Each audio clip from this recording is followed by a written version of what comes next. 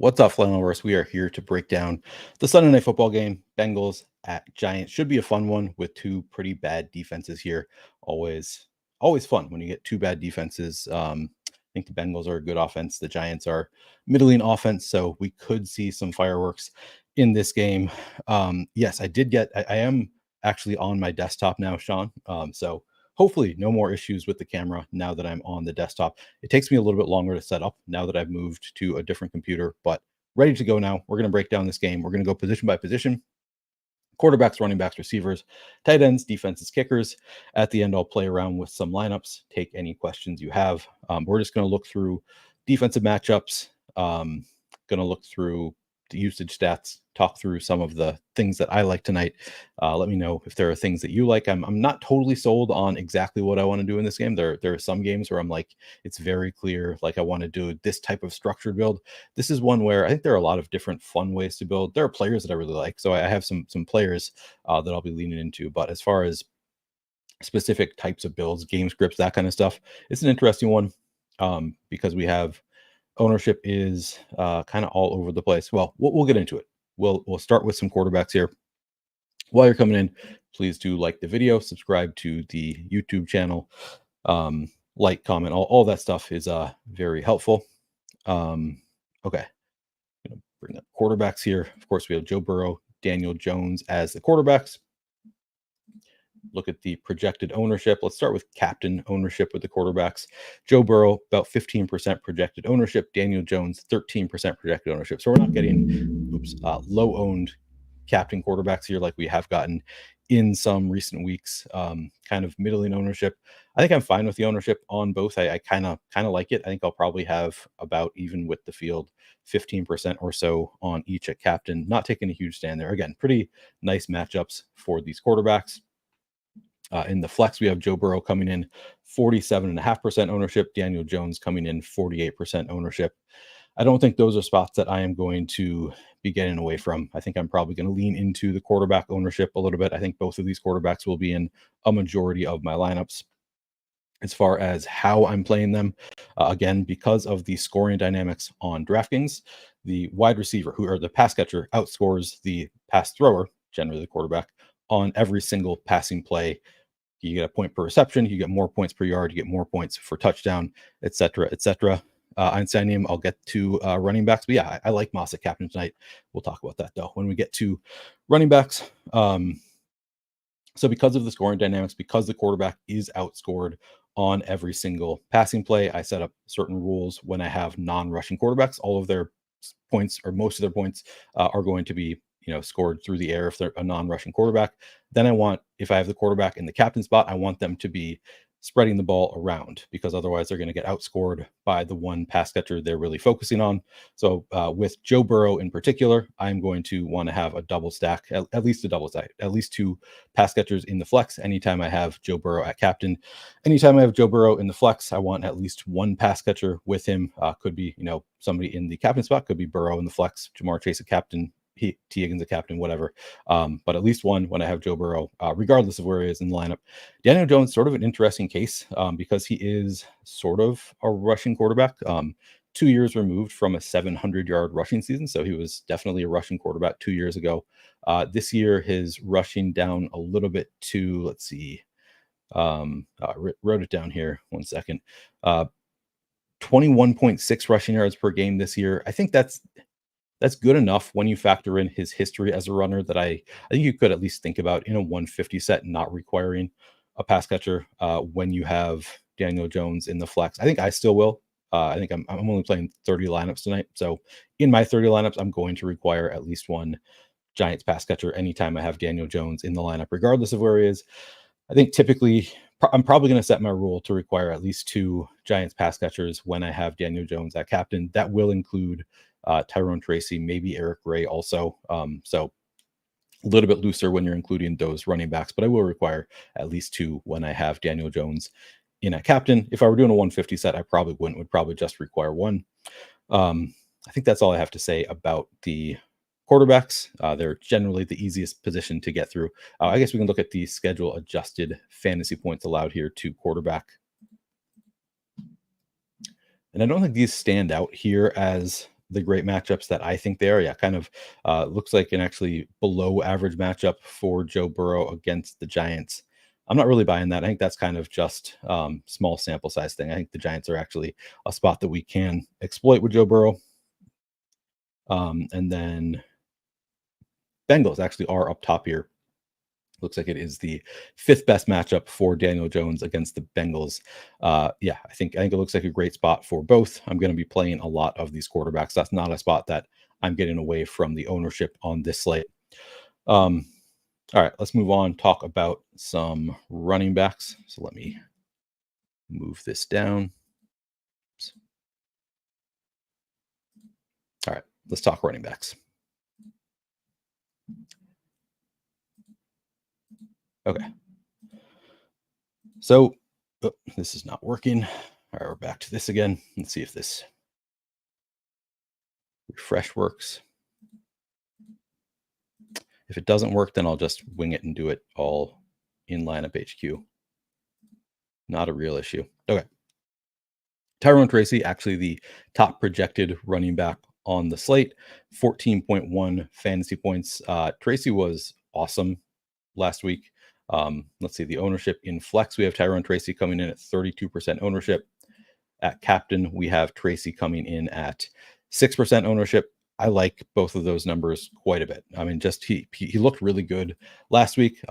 Some concern that he early in the game last week, we saw Eric Gray have, I think on the first drive, he had 3 targets and 3 carries. So Eric Gray was looking like he might be the running back that the Giants wanted to use last week. And then he fumbled at the goal line, at the 1 yard line of Seattle. Seattle ran it back, 99 yards or whatever for a touchdown. So scares me a little bit that maybe he got phased out. So he had 1 more carry and 1 more target for the rest of the game after that for Eric Gray. So slight concern there that they would go back to Eric Gray, that maybe he was, they sat him because of the fumble. Maybe they have forgiven him by now.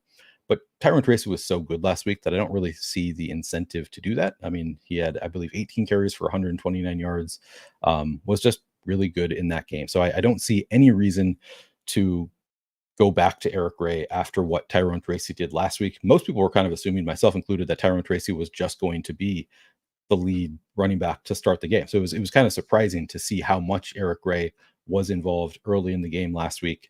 And then Tyrone Tracy, kind of proved himself last week. So I think that probably Eric Gray takes a backseat, and it is Tyrone Tracy getting the bulk of the carries like we saw last week. But just wanted to note that there is that slight concern that they did go to Eric Gray early last week. But with that said, I love this 6% ownership for Tyrone Tracy. He's 11.1K at captain. So not that expensive as a captain. Only 6% ownership in a great matchup with the Bengals. And I guess we can take a look at the schedule adjusted stuff. Again, I think that some of this is a little bit misleading. I don't think either of these defenses is very good. But, looks like for the Bengals running backs, kind of a middling matchup. I mean, if any of you disagree, let me know. But I don't actually see these as being tough matchups. It looks here like a tough matchup for Tyrone Tracy. It is the 6th worst schedule adjusted matchup for running backs so far this year. Have scored 2.6 fantasy points fewer than you would expect for the teams they faced at the running back position. I'm not really buying it. I think that you can run on both of these teams. If any of you disagree, let me know. Let me know why you would disagree with that. But that's sort of my read on the situation, is that it's just a small sample size thing, where so far they haven't run. But I think that it's a good spot. The Bengals run defense is putrid. That's what I was saying, AJ. I'm agreeing with you. I think that it's a bad run defense, so it's a good spot for Tyrone Tracy. We are on the same page. So yeah, I think Tyrone Tracy actually in a good spot. I think he should be really involved this week after the awesome game last week. He's also a former college wide receiver, so I was sort of surprised by the usage last week for Tyrone Tracy. Let's take a look at that actually. So last week for Tyrone Tracy,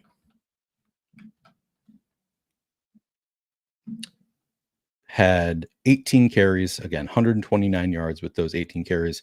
Sort of interesting that he only had 2 targets on 28.2% route participation last week. So again, former college wide receiver, I would not have expected that. I would have expected them to use him a lot more than they did. That's what we in the passing game. That's what we saw last week. I think he's probably going to be used more in the passing game in general.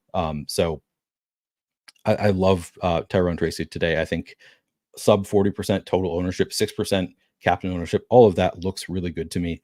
I am going to be above weight to that ownership on Tyrone Tracy. I think that's all we needed to look at with Tracy. Oh, do we look at? Yeah, I guess we looked at the ownership already. But then outside of Tracy, you've got Eric Gray and I guess Dante Miller you could consider. Eric Gray, 3,000, projected for 5.6 fantasy points here. Let's take a look at the flex ownership on Roto Grinders.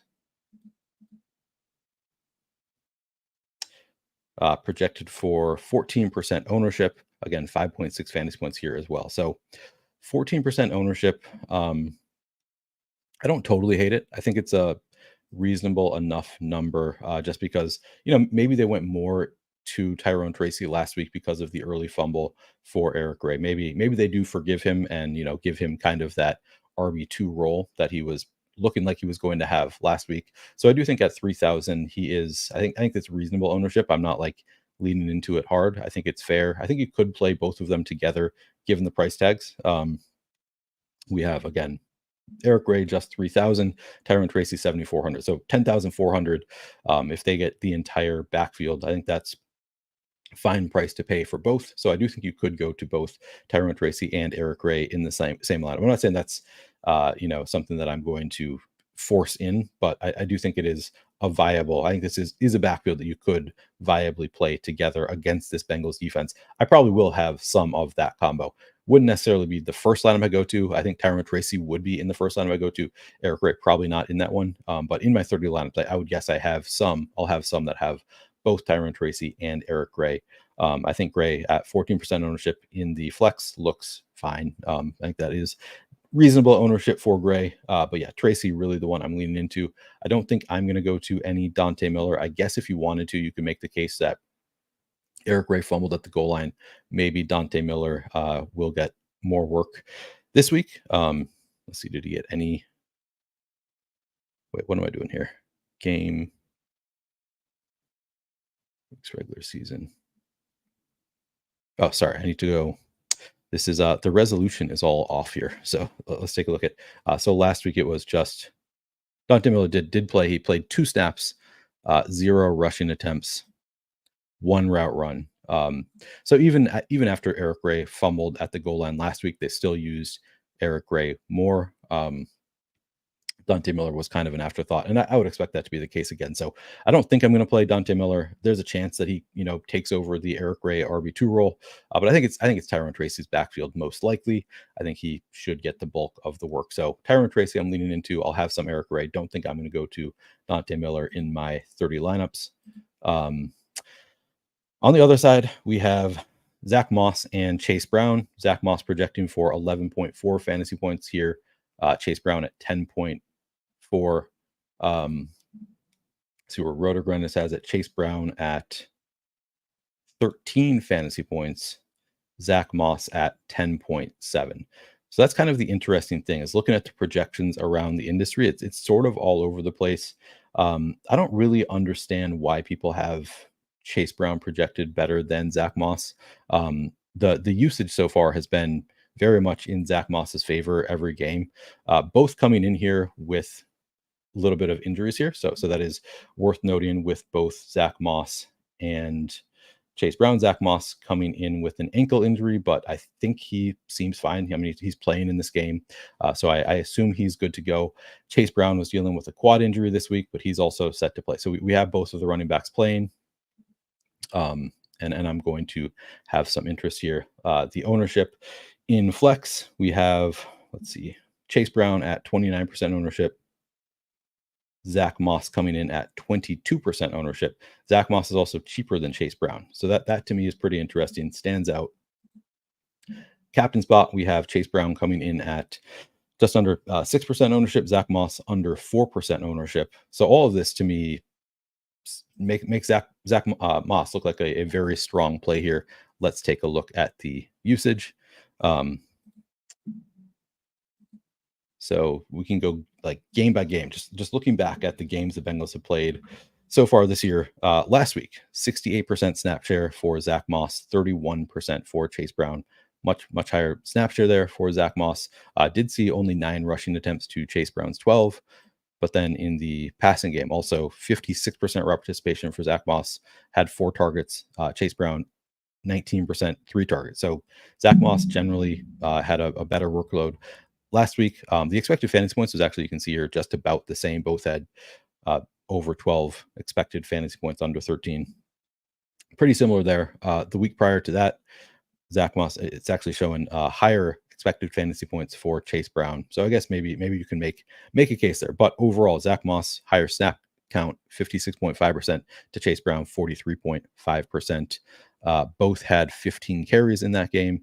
And again, Zach Moss, more routes run, 46.9%, 4 targets to Chase Brown's 3. So I guess Chase Brown getting some of those goal line carries. But I'm not sure that I buy that as like Chase Brown is always going to be the goal line back. Doesn't really make sense to me that he will be. So with all of that said, given that the ownership is pretty low on Zach Moss, yes, they have had kind of it's clearly a split backfield between the two of them, and Chase Brown has been more efficient than Zach Moss. Like in terms of yards per carry, he has been much better than Zach Moss. So maybe there are some assumptions being made that because of the efficiency, Chase Brown will take over more of the workload from Zach Moss, and I don't think that's necessarily wrong. But if people are going to assume that, if the field is going to assume that Chase Brown takes on a bigger workload, I am just going to lean into Zach Moss, who I think should get the first look. And if Zach Moss gets those early attempts, he should do well against the Giants defense too. So all of this, he should do well. He's going to get the first looks. I would think he's going to come in as the starter. I don't think he'll fail against the Giants defense. So coming in at really low ownership, I like Zach Moss quite a bit. Again, coming in sub 4% ownership at captain, I'm going to have at least 10% Zach Moss. Maybe I'll even force in more, because just seems like such a easy click there at captain if he's coming in that low. I think he's going to be one of my favorite contrarian, maybe my favorite like super contrarian captain on the slate. I think Chase Brown is fine also, to be clear. 6% ownership at captain, I think that's a reasonable number for Chase Brown. Not something I'm going to lean into, not something I'm going to force in. And then same thing at flex. Chase Brown, 29%. He's 8.6K. I don't hate it. I think that's a fine number for Chase Brown. But Zach Moss, I really like this 22.5% projected flex ownership. I'm going to lean into that. I'm going to be above the field on Zach Moss, both in captain and at the flex, and just hope that, what we've seen so far this season just continues to happen, that he is the lead back there. Would you handcuff Moss and Brown? I think you could. They're kind of expensive, but it should be pretty contrarian. I don't think a lot of people are going to spend $16,600 for these two running backs. You could always make the case for, well, what if they just run all over the Giants? What if they just have a lot of success early on and just keep pounding the rock the entire game? So I have no issue with it if you want to play both of them, because I think it will be pretty contrarian, and you can obviously make a case for why it could work out. So yeah, I think you could. Probably not what I would do in my first lineup, but I might consider doing it if I make 10 lineups. I think that it is totally fine to play both of them in the same lineup, even though they are obviously negatively correlated. You're hoping that one of them takes over the backfield. But again, just looking at their usage so far this year for the entire season, we've got Zach Moss playing 69.9% of snaps, Chase Brown 29.7%, so almost a full 100% when you add them together. 107 routes run for Zach Moss to 40 for Chase Brown. That's 55.7% for Moss, 20.8% for Chase Brown, 19 targets for Moss, 12 for Chase Brown. Like, they have clearly, it's been, basically maybe not quite a 70-30 split, but a 60-40 split in Moss's favor, all things considered. 57 rushing attempts to Chase Brown's 41. I think you could play them together because they will both get run, assuming that neither of their injuries are really impacting them. I guess that's the other case for both of them, is because they're both entering with, they're kind of banged up this week, a little bit limited in practice. you could just play one of them and hope that the other one is more limited than you expect them to be coming in, that one of them really does separate and get a bigger workload than they have been getting. So that would be the case for not playing them together. But yeah, I think you could play them together for the reasons that I already laid out. And then yeah, I'm not going to that you could make a case, I guess. Is it Travion? I haven't even looked at. Is it Travion Williams? Is that the name of the third back for the Bengals? I guess if you want, yeah, Travion Williams. I guess you could consider it if you really wanted to, just because both Moss and Brown come in limited. Could be the contingent play if there is a blowout, maybe has more of an opportunity there. I don't think I'm going to get to Travion Williams in my lineups, but I guess that would be the case in a 150 set. You could at least consider Travion Williams. Yeah, I think that covers out. We already looked at, we looked at schedule adjusted. I don't think we have anything else that we need to look at.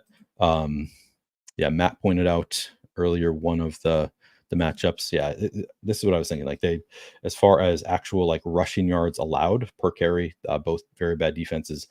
Matt says Bengals run defense 28th in EPA per rush, 31st in rushing success rate allowed. Giants run defense is 19th in EPA per rush, 22nd in rushing success rate. Yeah, so it's a little bit skewed. I think as the season goes on, both of these will be below average run defenses at the very least. So I like the running games for both these teams. I'm leaning into Tyrone Tracy. I'm leaning into Zach Moss. I'm not like fully fading Chase Brown either.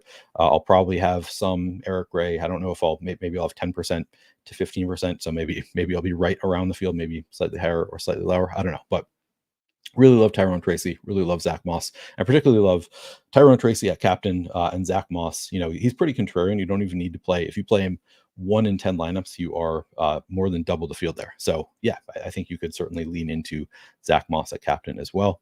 That's not JR. Congrats to you. But yeah, AJ Dillon and Aaron Jones. Yeah, I mean, it definitely works sometimes with some of these running backs where you can double them up. All right, I'm going to get this bot out of here. All right, I think that does it for the running backs. Don't think there was anything else I need to say there. So let's move on, talk about wide receivers. Let's see if this works. Doesn't work. All right, let me refresh. I don't know why this happens sometimes. All right, Showdown. Wide receiver. So Jamar Chase, clearly the best, going to be the best projected on the slate, projecting for 18.2 fantasy points at 11,400. In the flex, since I have it pulled up already, Chase projecting for, I guess we can do all of the Bengals here. In the flex, Chase projecting for 41% ownership. T. Higgins projecting for 34% at 9.4K. Then you have Yoshi, 4.4K projecting for 16% flex ownership. I think those are all of the Bengals receiver. I mean, Chase Brown projecting for 1%, or sorry, Charlie Jones, projecting for 1% ownership. I guess you could theoretically consider Jermaine Burton is inactive for the first time today. He hasn't really been that active anyway. So I'm probably only playing the big three: Jamar Chase, T. Higgins, and Andre Yoshivas. Like funny to call Andre Yoshivas part of a big three here, but he's playable for sure. Looking at let's take a look at the advanced receiving numbers for the season. Actually, let's look at it broken down by week here, because you probably want to see how things look with T. Higgins here. So in week 5, last week, and T. Higgins has been back the past couple weeks. T. Higgins 83.7% route participation. Yoshua still right there at 74.4%. I think that's like around his lowest. That might be his lowest of the year. He's just been pretty consistently above, very consistently above 70% route participation every single game for Andre Yoshivas. If you had any concerns that he was going to be benched when T. Higgins came back, he's still there in that Tyler Boyd role as the wide receiver 3.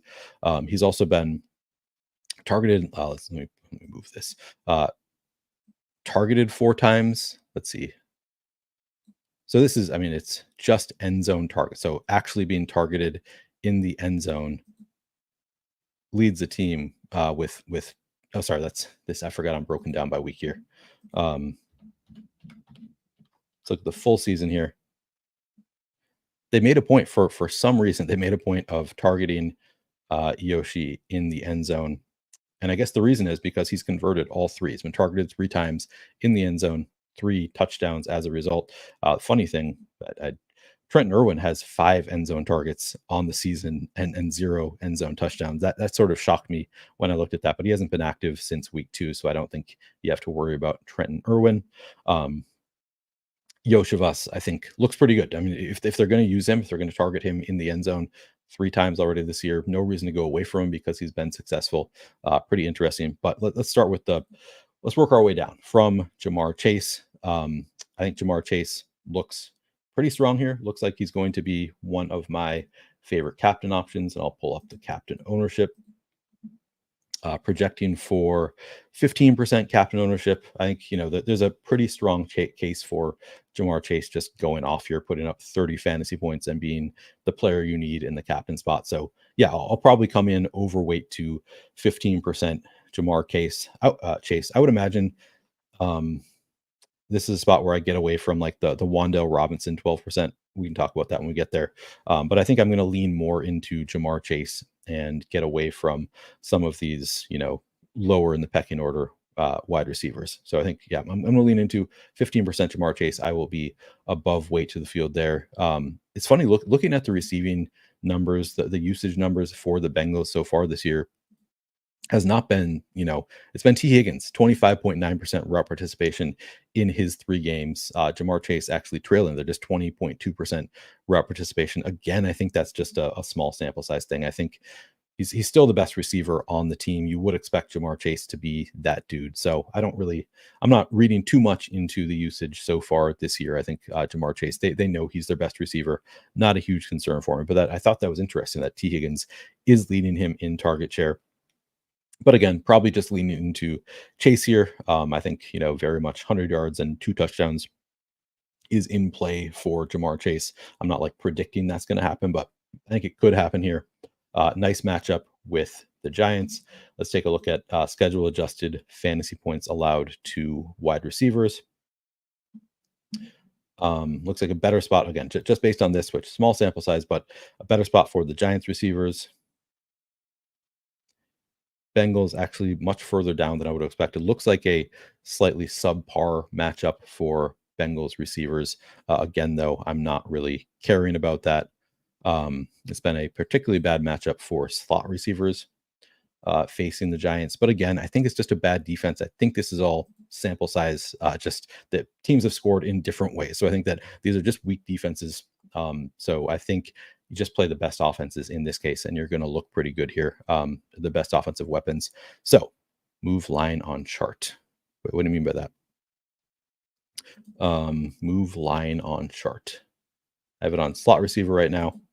Now it's on, I don't know what you're asking me. Okay. I'm going to continue on. So I like Jamar Chase. I like him at captain, 15%. I will be above that. T. Higgins, 9.5% ownership. He's cheaper, 14.1K. I think I'd rather have Jamar Chase, so I'm going to lead more into Jamar Chase. I might have about 10% T. Higgins captain ownership. I don't want to commit to anything. It's not as much of a priority for me as Jamar Chase is, just because we have the larger sample size than just this year of Jamar Chase being the guy that you want from the Bengals. I think this is fine, though. I think 10% ownership for T. Higgins honestly strikes me as okay. And then Yoshi, 1.6. I think that's a fine number. Not like that doesn't really stand out to me, but he's had 2 touchdowns in a game already this year. Could happen again. And he, allows you to play stars from the rest of the game. So I understand getting there to Yoshi. Not a huge priority for me. And then in the flex, I think Jamar Chase at 41% flex ownership. Yeah, I think that's fine. I think I'll probably lean in more at captain and probably be around the field at flex. I think that's a reasonable number for Jamar Chase. T. Higgins, 34%. Yeah, no issue with that. And then Yoshi, 16% ownership. Again, I think 4.4K, 16%. Given how involved he has been, I'm comfortable with that number for sure. I think I'll probably come in overweight to 16% Yoshi. Not going to be in half my lineups type of play, but I would guess he's going to be in a quarter of my lineups. So I think I will be overweight to 16% Yoshi. And I don't think I have anything else to say about the receivers. I guess I can pull up one more chart here. the wide receiver cornerbacks matchup report. Let's take a look at that real quick. And again, we're dealing with small sample size here, but looks like Fantasy Points is anticipating that T. Higgins will be shadowed by Deonte Banks. That's what this green highlighting means. He's going to be shadowed by Deonte Banks, and it looks like a great matchup for T. Higgins. So I guess there's one more reason to go to T. Higgins. Jamar Chase not in a shadow situation. Again, obviously great matchup. Yoshi in a slightly positive matchup. So looking at the matchups here, looks pretty great for the Bengals. Let's move over, talk about the Giants. And while we're here, let's just take a look at the matchups for the Giants. Darius Slayton stands out to me as having a great matchup for the Giants. Wan'Dale Robinson, not quite as good. Malik Neighbors, I mean, I think Darius Slayton kind of played that Malik Neighbors role last week, regardless, lining up in a nice matchup out wide. Regardless of where he lines up, it's going to be a great matchup for Darius Slayton. Wan'Dale Robinson, not quite as good. But again, I think just the defenses are weak enough that I'm not that concerned with the individual matchups. I'm more concerned about the usage patterns because I think all of them have good matchups. The teams can just kind of do what they want to do, and they're going to be find good matchups for their better players. So not that concerned with those specific matchups there. Looking at the Giant side of the ball, pretty interesting usage last week. So last week we had no Malik Neighbors. We're expecting no Malik Neighbors once again this week.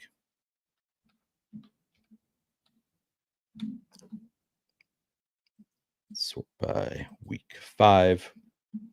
So with Malik Neighbors out last week, we saw Wan'Dale Robinson 92.3% route participation, 9 targets. And he's been a target hog all year. I think 46 targets on the season for Wan'Dale Robinson. So his usage has been elite already. You kind of saw that continue last week with the 9 targets. He scored a touchdown last week. Darius Slayton, though, steps up to 89.7% route participation, which that's more than he had not been, as involved as Wan'Dale Robinson, up from 80.5% the week prior to that, 71.8% in week 3, et cetera, et cetera. So steps up to 89.7% route participation. And the really massive one, 11 targets for Darius Slayton last week with no Malik Neighbors. So they really did just kind of move him into the Malik Neighbors role. Kind of fun to see. Who knows if we can expect that to continue. What's up, Brandon? Thank you for joining. What's up, Crutches? Good to see several of you coming in. Let me catch up on chat just a little bit.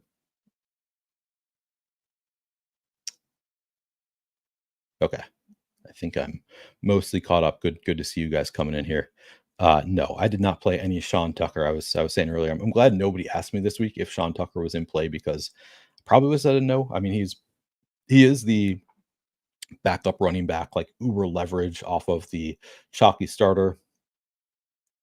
I sometimes like to do that kind of stuff. I don't know that I would have gone to Sean Tucker this week though, just in that matchup. Didn't really see that coming.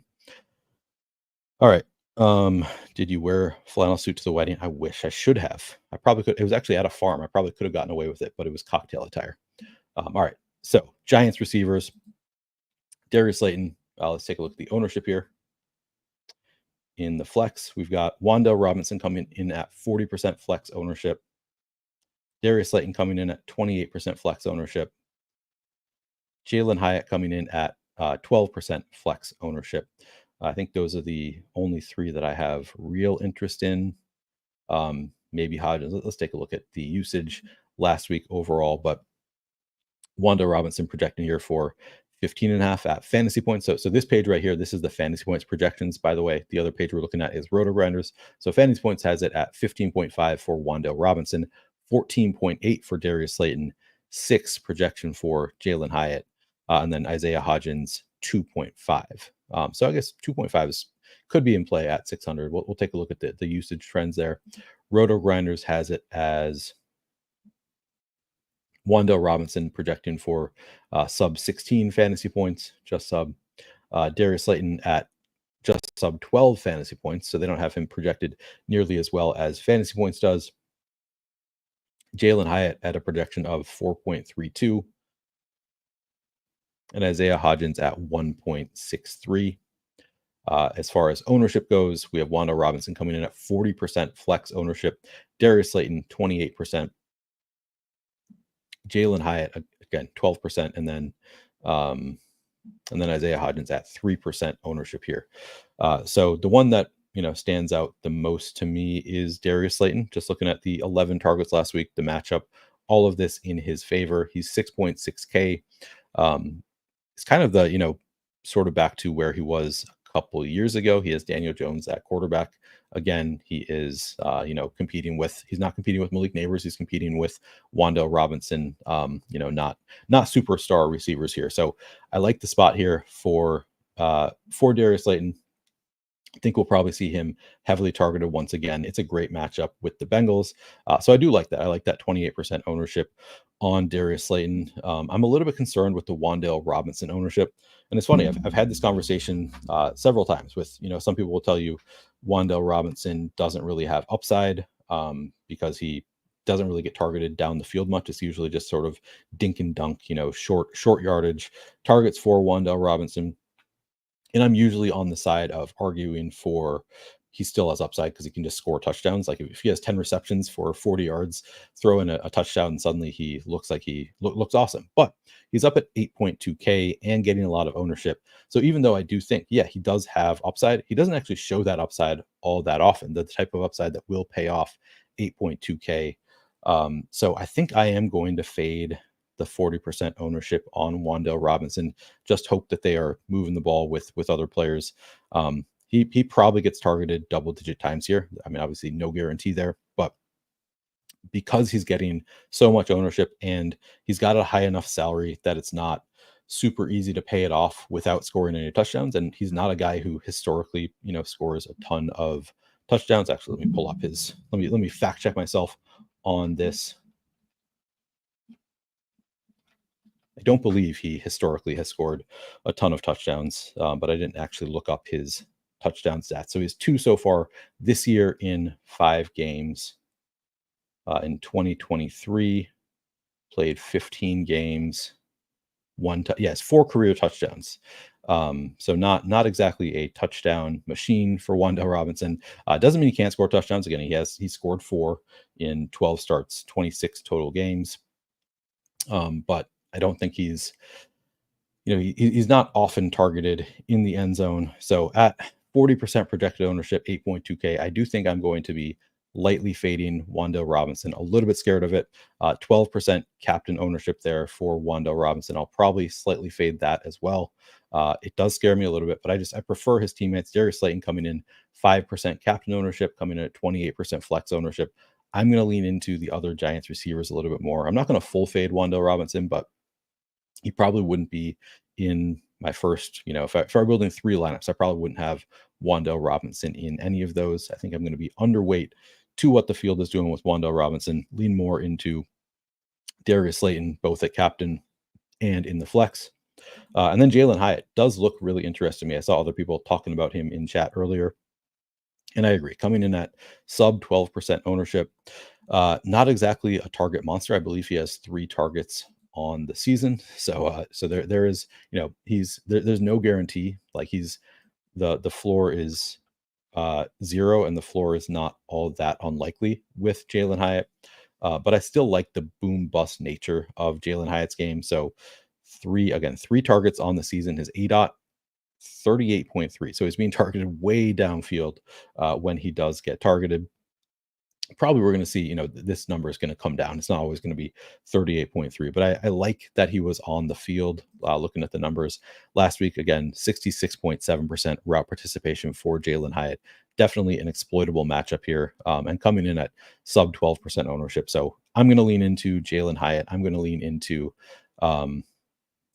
yeah, I agree with this. You could easily make a lineup with sub 48K.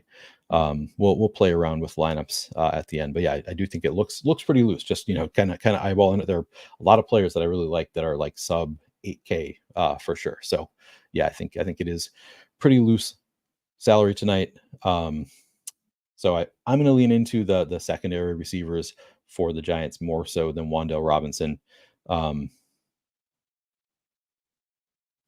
I mean, this is true. says, Deeg says, even if Hyatt gets his deep ball, he has to score. Otherwise, he can still get beat out by other people when he's up at 2K. Usually the Hyatt discussion revolves around the fact he's 200, but he's also more involved now. So, I mean, you're assuming that the Hyatt discussion when he's 200 was when he was running 5 routes in a game and seeing 1 to 2 targets. I think there's at least the upside for more targets here. Even, I mean, again, he only has 3 targets on the year, but I do think with Malik Neighbors out, we could see him targeted more going forward. We didn't see it last week, but again, I think that's a very small sample size. It's promising that he was on the field running routes, 67% of dropbacks.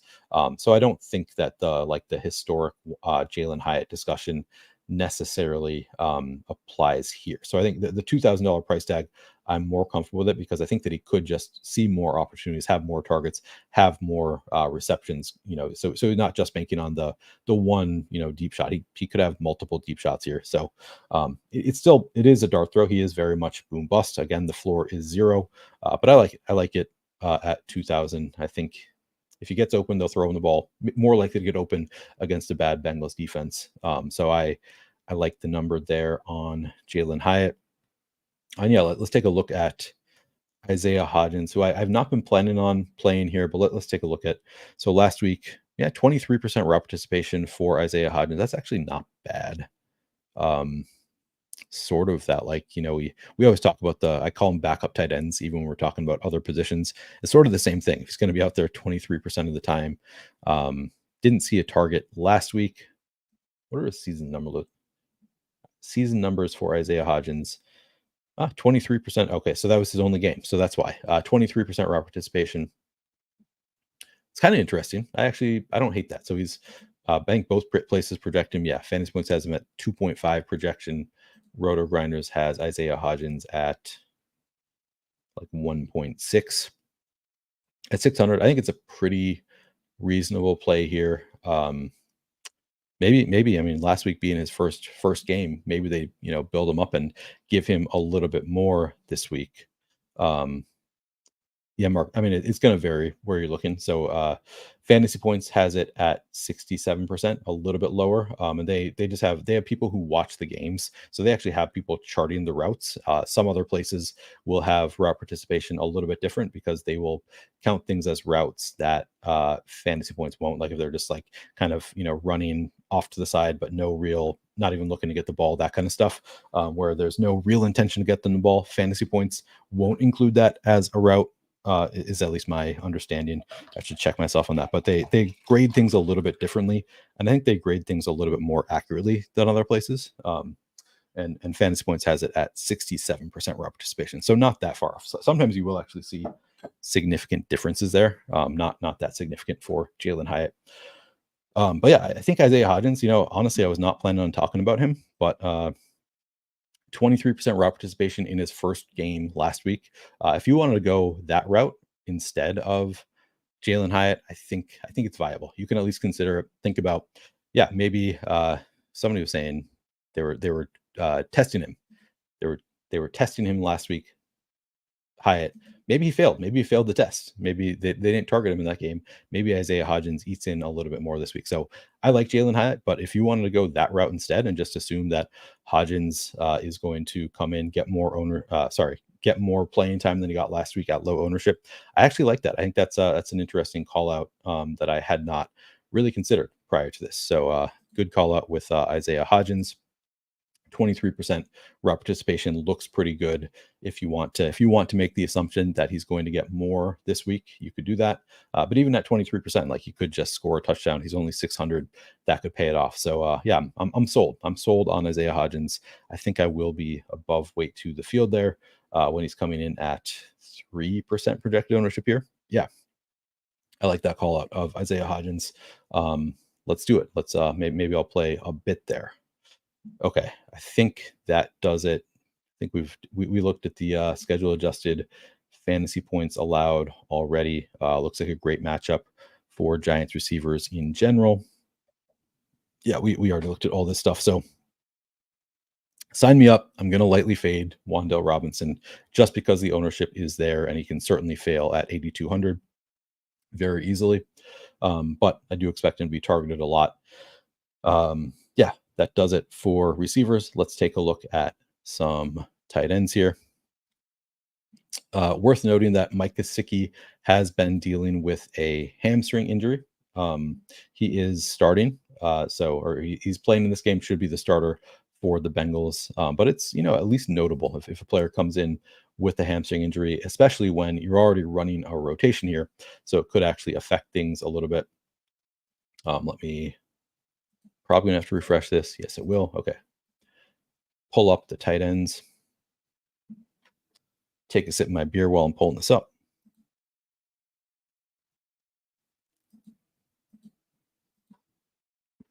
That's the good stuff.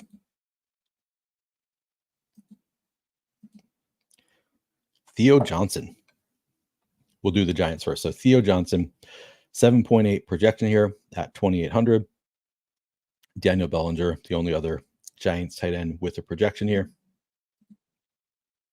At Roto Grinders, Theo Johnson projecting for 7.5, 23% ownership in the flex. Daniel Bellinger, 2.6 projection at 5.7% ownership. I thought when I looked at this, I thought I was going to have a lot more interest in Daniel Bellinger than I do. I think it's mostly the Theo Johnson show. Maybe, I mean, you could make sort of the same argument to some extent with Daniel Bellinger as you made for Isaiah Hodgins of like, well, maybe they tested out Jalen Hyatt. They want to go 2 tight end sets. I guess that is theoretically in play, but they haven't really shown anything that would suggest that they really want to use Daniel Bellinger. Last week, just 1 route run for Daniel Bellinger. The week prior to that, 7 routes run. So we saw his, no Malik Neighbors last week. He saw his role actually reduced. Doesn't appear that they love Daniel Bellinger. He, was fighting for that top tight end role coming into the year, clearly lost to Theo Johnson, and the role has gone away throughout the year.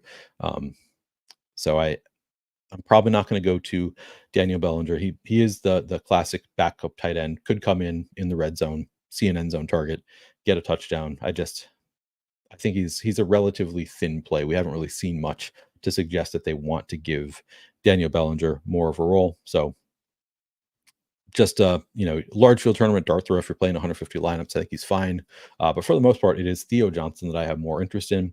71.8% route participation last week for Theo Johnson. You can see for the year he has 66.2%, so only slightly higher last week than it has been for the year. He's been pretty consistently running some routes out there. But the nice thing was he only has 12 targets on the season through 5 games. But with no Malik Neighbors last week, we did see 5 targets go to Theo Johnson. So I think it's reasonable to expect that he'll be more involved without Malik Neighbors there. We just don't have, Malik Neighbors was a target hog in a huge way. So without Malik Neighbors there, it would make sense for some of these other, receiving options that are out on the field to see more targets. I think we'll continue to see that for Theo Johnson. The ownership is not too bad on Theo Johnson, again, coming in at 23% ownership at 2.8K. So I'm going to lean in there again on Theo Johnson and hope that it works out this week. I like that he finally saw 5 targets last week. So yeah, I'm interested in Theo Johnson. I'll be above weight there.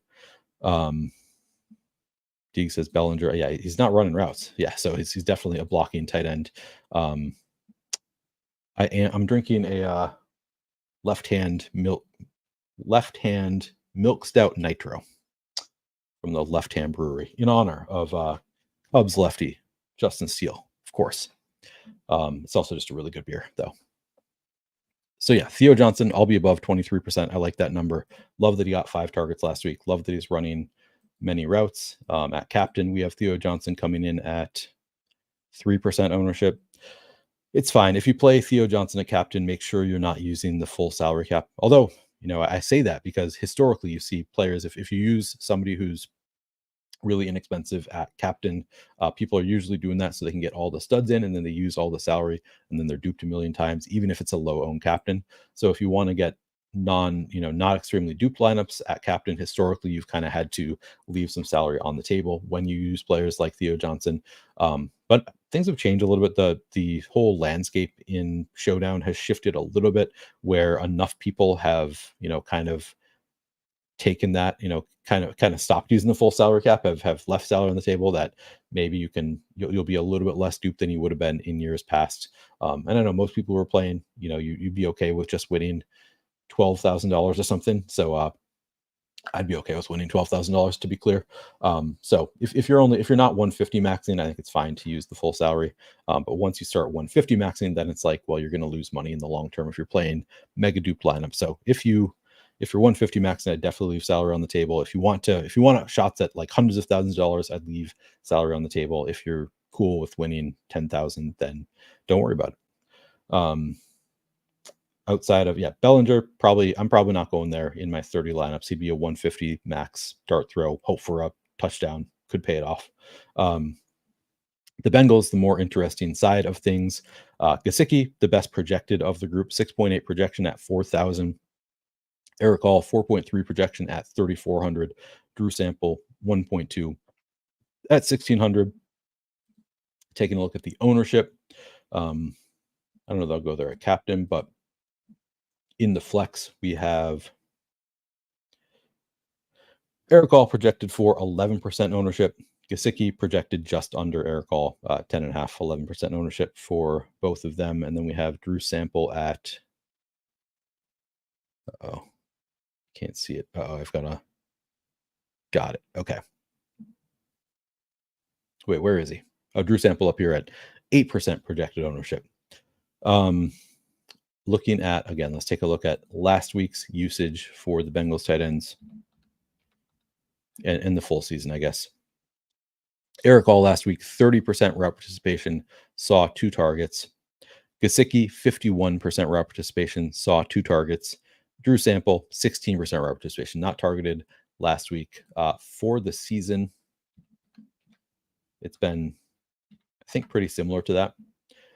For the season, Gesicki, 50% route participation, 21 targets through 5 games. So he was targeted, just over 4 times per game. Eric Hall has 14 targets on just 24.5% route participation. So it doesn't run nearly as many routes, but he does get targeted a lot when he's on the field. So only 7 fewer targets than Mike Gesicki, despite being half the route participation for Eric Hall.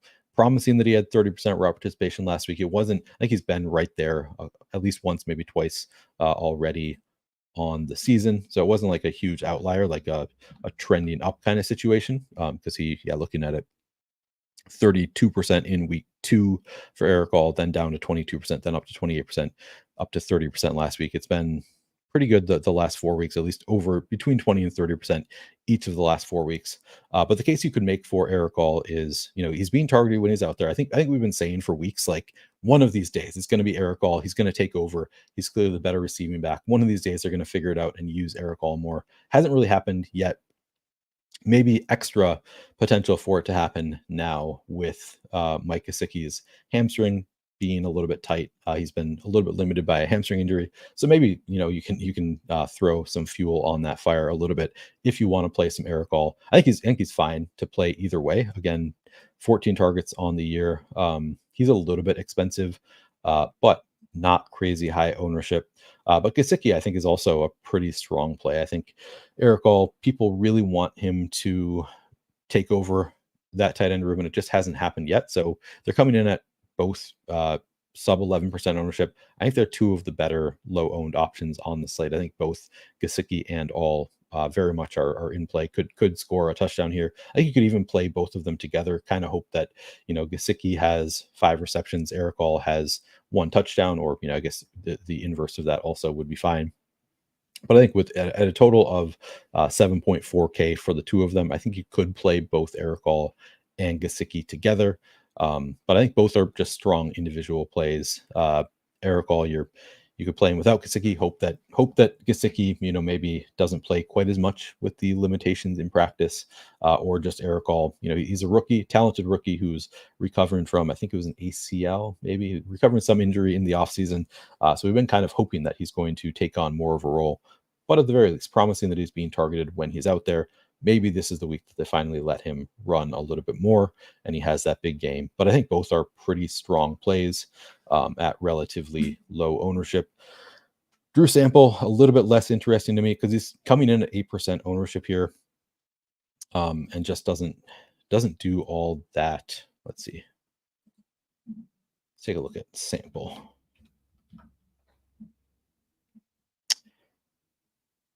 Seven or eight round every single week. 7, 8, 7, 8, 7. So he's going to be he's going to run 8 routes this week. We can see clearly there's a pattern here.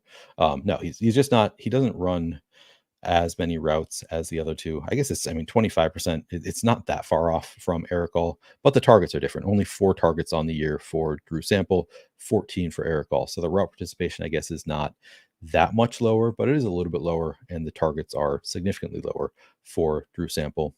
So because he's coming in not that far off in terms of ownership from the other 2 tight ends, I'm probably not going to. He is cheaper, I guess, so makes sense to get. He can more easily pay off that 1.6K. Just 1 touchdown for Drew Sample, much more likely to be enough to be optimal than it would be for Gesicki or All.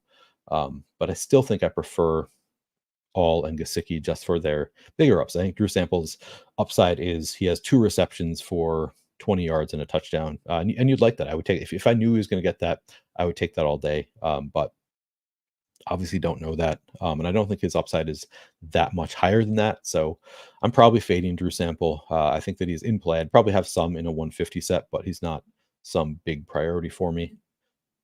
And I think that, oh, we can take a look at schedule adjusted against tight ends. Usually I don't pay a ton of attention to this because it's just extra small sample sizes, but it looks like a pretty positive matchup for Theo Johnson, Giants tight end. So I already want to play them. So I guess I will. I believe it. I believe it in this case. And then middling matchup for the Bengals tight ends here. Nothing really standing out there in terms of schedule adjusted stuff. I think that does it for tight ends. Check in on chat, make sure that I haven't been silent for the past 10 minutes like I was the other night. Let's see. All right, Devin. I wouldn't hate a shootout. Eric all day. Love that. Yeah. Does he have a nickname? He should. He should have a nickname like that. All right. Oh, Chase. Yeah, that was so rude. That game went pretty well for the first half was not great. The Niners Seahawks game, I was like, man, all the players that I loved were not the players doing well early on. But then by the end of the game, it was like, man, this was a game where I would expect some people who watch the content to have a lot of success. Now, part of that was luck because I was underweight to Jordan Mason, who was smashing, and then got injured, so it was kind of lucky in some ways. But yeah, that game went pretty well. I don't think we had any takedowns. We had some lower dollar takedowns, I guess. Just didn't have any 6-figure wins, 5-figure wins, as far as I know.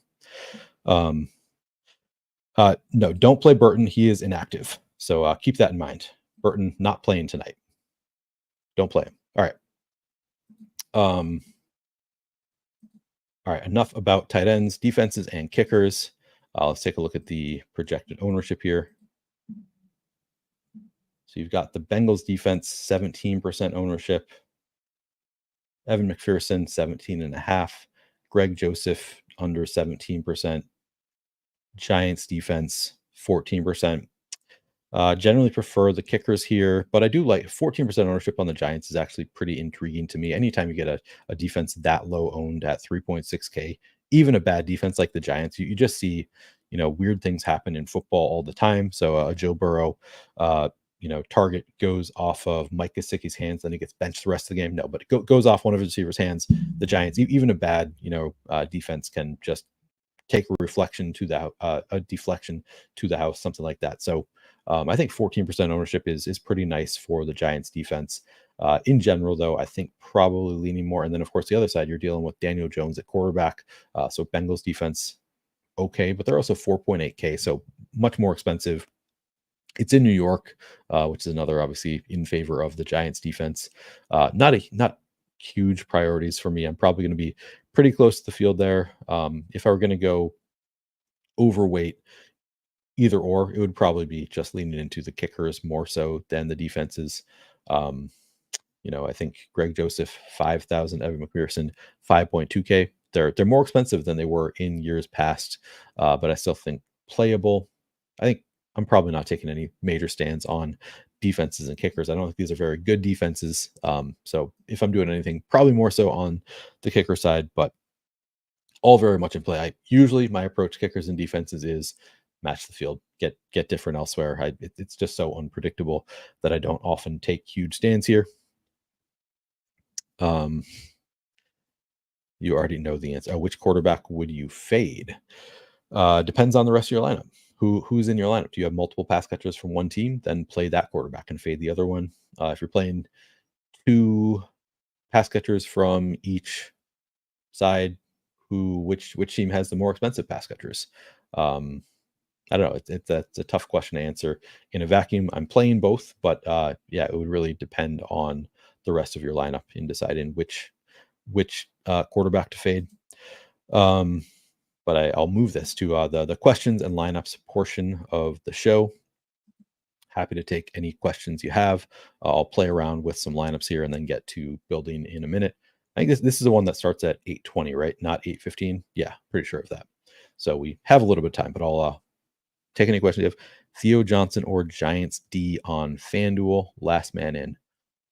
Ooh, that's a tough one. Let me actually before we look at DraftKings stuff. I do usually like to do just a brief FanDuel segment before we play around with building lineups. So let's just take a quick look at FanDuel stuff. Not on the right slate here.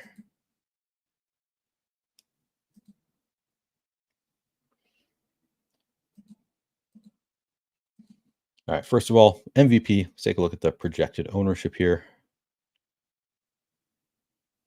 Isn't there an expand somewhere? Whatever. Okay. We have projected ownership. Joe Burrow comes in the highest here. Probably wouldn't be my MVP if I make one lineup. I'd rather go somebody a little bit lower owned because I think we have some high upside here. Jamar Chase, 15.5%. I like that. Probably if I'm making one lineup, that's the first place I would go at MVP. Actually, T. Higgins, 7% ownership does kind of stand out. Just he's been targeted a lot so far this year. I'm making the assumption that Jamar Chase is going to take over that wide receiver 1 role, but maybe he doesn't do it this week. This is a week that anybody could beat this Giant secondary. So maybe it does just continue to be T. Higgins, and 7% ownership feels pretty nice for T. Higgins on FanDuel. I'm fading Wandale. Pray for me. It is scary, but I think I'm going to fade that. Tyrone Tracy, 6%. I like that number as well. Prefer the 4% Zach Moss to the 5% Chase Brown. So a lot of the same analysis as DraftKings, as usual, applies to FanDuel as well. Yeah, I don't think I'm going to like really lower than the kind of stars. I'm probably not going to defenses and kickers on this slate. I just think it's bad enough defenses that some offensive player should outscore, or like skill position players should outscore, or quarterback should outscore the defenses and kickers. So probably not going there at MVP. At flex, as expected, the higher projected play is going to be higher owned. Daniel Jones, Joe Burrow. Wanda Robinson, again, light fade there for me. Tyrone Tracy, I'll lead into that. I'll be above 30.5%. 27% Jamar Chase, I like that.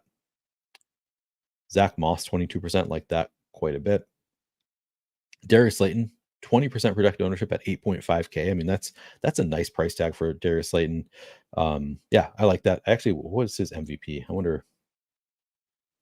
Darius Slayton. That's actually pretty interesting. 2% owned Darius Slayton at MVP on FanDuel. I think I'd be above weight to that. I'm not 150 maxing. I might hand build a few lineups, but I like that 2% ownership. That's pretty interesting given his role. The question was, so Giants defense, 13% projected ownership. Theo Johnson about the same here. So would you be leaving, how much salary would you be leaving on the table? If you can leave more salary on the table by playing Theo Johnson, I would probably do that. As always, it depends on the rest of your lineup, but obviously because it's cheaper, if you can fit either of them, I'd probably just go to Theo Johnson and leave more salary on the table. I think I would have lineups with both if I were playing several lineups. I think the Giants defense looks okay. But yeah, I suppose Theo Johnson there. Yoshivas on FanDuel. Let's see. We have Yoshi at 11% projected ownership. That looks really good. I talk about this a lot on FanDuel, like the players who are not like the studs who get targeted 10 to 12 times in the game. it's easier for them to keep up with their star teammates on FanDuel because it isn't full PPR. So, if Jamar Chase has 8 receptions for 80 yards on DraftKings, that would be 16 fantasy points. On FanDuel, that's just 12 fantasy points. So Yoshi having a couple of receptions for 50 yards and a touchdown matches Jamar Chase, or 60 yards and a touchdown outscores Jamar Chase at a lower price tag. So I do like these guys when they aren't getting a ton of ownership. Clearly has the upside to score a touchdown, will be out on the field. I like these players on FanDuel because I think they should be higher owned on FanDuel, where the tertiary options have an easier time keeping up with their star teammates, but they aren't owned like they should be on FanDuel. So yeah, Yoshi, Theo Johnson, these guys stand out to me because they, have decent likelihood of scoring a touchdown at low ownership, should be, have more of an opportunity to outscore their star teammates on half PPR versus full PPR. Jalen Hyatt, I think I like that 7% ownership. That looks good too at 5.5K. I mean, he scores here. He connects on one long ball. Suddenly, he allows you to do a lot with the rest of your lineup. So I think Jalen Hyatt at 7% looks really good. Probably not going much lower than that. Again, yeah, Eric All you could consider. He's, kind of the same bucket as Jalen Hyatt, a little bit more expensive, so you can't do as much with the rest of your lineup. Mike Gesicki, a lot of the same players are in play here. But yeah, I think Theo Johnson probably over Giants defense. Leave that extra 1,000 on the table. Very, very different plays. Daniel Jones is going to get a good amount of ownership. Are you talking MVP or in the flex? Zach Moss, much lower owned. So really depends on the rest of your lineup. If I'm playing one lineup, I would probably I'd probably be more inclined to go to Zach Moss at 4% MVP ownership rather than Daniel Jones at 18% ownership, and just hope that Zach Moss smashes. I don't think Daniel Jones is a bad play at 18% ownership. It's just if I can get, that much lower ownership on a play who I think has, similar upside in Zach Moss. I think he's, he has that 100 yards and a touchdown is in play for Zach Moss. I'd probably just lean more into the very low owned play, but not that I hate Daniel Jones. I think that if you want to do just Daniel Jones MVP stacked up with 3 different pass catchers, like I don't hate the idea of playing Daniel Jones at MVP, and then you can play, get these low owned Jalen Hyatt at low ownership in the flex, throw in Theo Johnson, throw in you could throw Wanda Robinson, just a full stack with Daniel Jones at MVP. It's not a terrible idea. I think that's totally viable. He could spread the ball around a bit, and he has some low owned pass catching options. But yeah, just like in a vacuum, whose ownership do I like better MVP? It's probably going to be Zach Moss there for me. All right, let's play around with making some lineups. Is Yoshivas going to smash tonight? Probably not, but maybe. Is I guess the only answer I can really give. I don't know. Maybe he will. It's a good matchup. All right, let's play around with building some lineups, and then I'm going to go actually build some lineups that I'm going to play. Oh, what am I doing? Going to the wrong page here. All right. Here we go. All right, so who do I want to go to? I mean, I've talked about how much I like Jamar Chase at captain, so let's just try a Jamar Chase captain line. I'm not going to put in Joe Burrow right away. I might put him in later, but let's just see what else we can do. I like Darius Slayton. Just throw in some of my favorite plays here. I like Zach Moss at 8,000. I like Tyrone Tracy. So now we're down to 54.50 left per player if we want to use the full salary cap. I've only got one pass catcher, so I think I usually don't like to do a ton of other like pass catchers from the same team if I have a pass catcher in the captain spot, but I could do one more here. Should I go Yoshi or Gesicki or Eric All? Let's go. Let's do a Gesicki lineup. Now I have 6,900 left, making it easy to leave a little bit of salary on the table. I've got Slayton and Tracy in there from the Giants. Let's go with Eric McPherson. Which kicker would I rather have here? Let's go with Eric McPherson.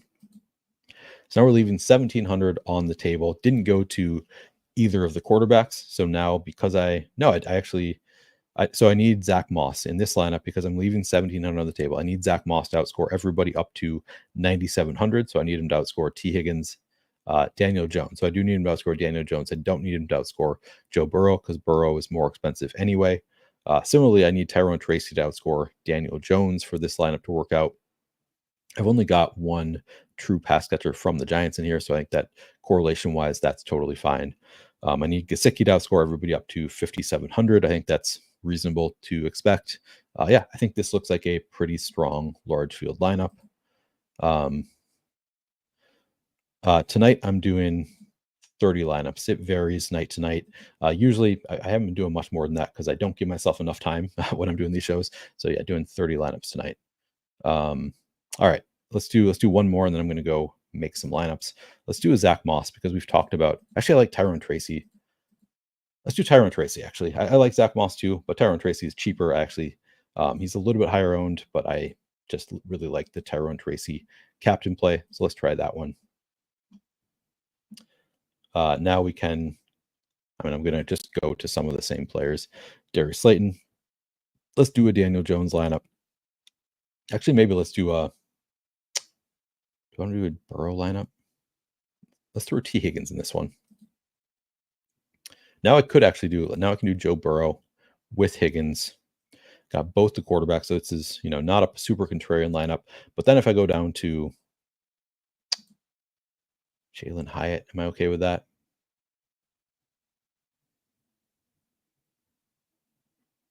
I could go to a different Bengals receiver. I go to or tight end. I could go to Eric All here or something. Leave less salary on the table. Debating whether I'd rather like that. I think I like this. This leaves 1,900 on the table, so probably not going to be super duped. Daniel Jones with two pass catchers here, not including Tracy, in Darius Slayton and Jalen Hyatt. I think it's still viable that both Slayton and Hyatt could have big games, and Tyrone Tracy still outscores Daniel Jones. I think that could happen. I've got Burrow with Higgins, so now leaving 1,900 on the table, you do need Higgins to outscore Jamar Chase. No, you don't. You don't, because he's actually 2,000 more expensive, and we're only leaving 1,900 on the table. So I take that back. You don't even need to. I like that. You need Burrow to outscore Chase, which I think is viable. Yeah, this looks pretty strong to me for a large field tournament. You do need Slayton to outscore Zach Moss, so and Wan'Dale Robinson. But I think that is something he could do. He could be, again, playing that Malik Neighbors role. So I think this is a large field GPP lineup that I could see myself playing. If you don't want to leave a ton of salary on the table, you want to just have slightly better odds of paying off, then you could obviously make the swap up from Slayton to Wan'Dale Robinson or Zach Moss, do something a little bit different. But this looks like a pretty fine large field GPP lineup to me. All right, I need to get going and make my lineups. Thank you guys for watching. If you haven't done so, please do subscribe to the YouTube channel. I'm trying to get to 5,000 subscribers by the end of the NFL season, so really appreciate your support. Would appreciate the subscription. Like the video, subscribe, and comment. All of that is very helpful to the algo. Thanks, guys, and good luck tonight.